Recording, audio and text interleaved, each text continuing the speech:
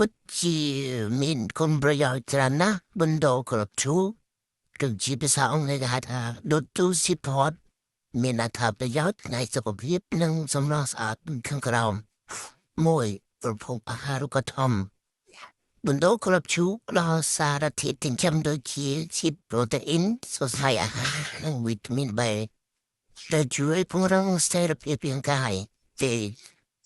ធ្វើឲ្យរាងកាយត្រជាក់តាមរយៈវិធីសាស្ត្រវិទ្យាសាស្ត្រចិនវាមានលក្ខណៈត្រជាក់អាចជួយបន្ធូរ stress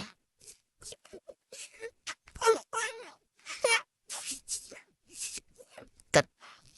បន្ថយការរំខាន3គាំព្រាប្រព័ន្ធបន្តពូជវាត្រូវបានគេប្រើជាឆ្នាំបុរាណដើម្បីពង្រឹងសុខភាពប្រព័ន្ធផ្លូវទឹកនោមនិងជួយលុបលាងជាតិពុល4ជួយលើកស្មារតីមានជាតិ antioxidant ដែលអាចកាត់បន្ថយភាពតានតឹងនិងលើកកម្លាំងភាពចងចាំ5ប្រើក្នុងវិធីសាស្ត្រធ្វើឲ្យស្អាត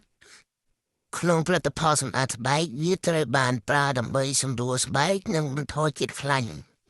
ដោយសារតែលក្ខណៈសម្អាត6រក្សាសុខភាពរាងកាយ